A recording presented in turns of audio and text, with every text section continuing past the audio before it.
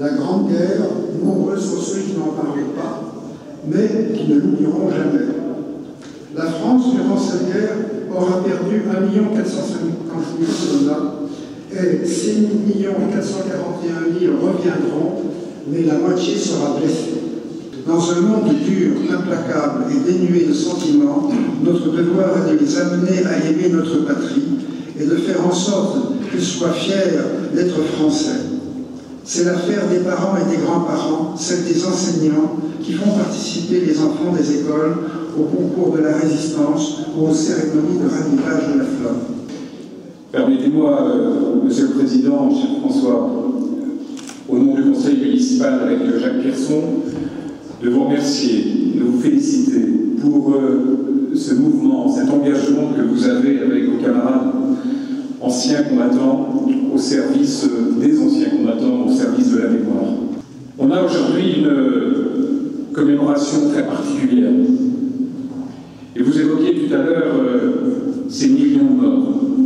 Des millions de morts. Même le chiffre nous paraît insensé. On a du mal à réaliser ce que veut dire des millions de morts.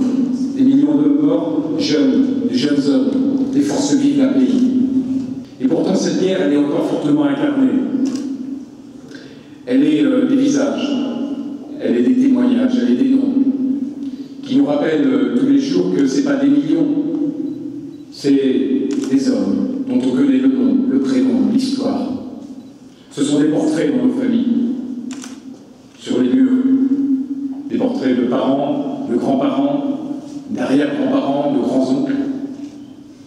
Des portraits qu'on a tous en tête parce qu'on les a vus, on les a croisés, et on a l'impression qu'ils sont toujours là, au milieu de nous. Ces regards d'hommes jeunes, certains vieillis prématurément par la douleur des combats, ces moustaches, ces beaux regards, ces beaux visages, ces familles, c'est nos familles. C'est pour ça que ces millions sont d'abord des hommes incarnés dans ces portraits. Je vous invite à regarder cette carte extraordinaire qui est dans la salle des fêtes. On voit le plan de la ville et on voit toutes ces ambulances, tous ces hôpitaux de campagne qui montrent à quel point notre ville de Neuilly était engagée, était investie dans le secours, dans cette grande guerre, dans cette humanité, dans cette solidarité.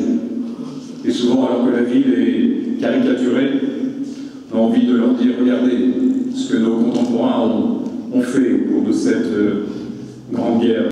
C'est aussi un député-maire, Édouard Mortier, un des rares parlementaires qui a laissé sa ville, qui a laissé son engagement parlementaire pour partir à côté de ses fils qui étaient sur le front.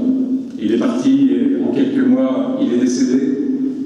Et rares sont les villes qui ont comme ça un élu qui a laissé le confort quelque part de son engagement en arrière pour aller se mettre devant, au premier plan, là où il y a le plus de risques. J'en ai pas revenu, mais dont la mémoire reste fortement imprégnée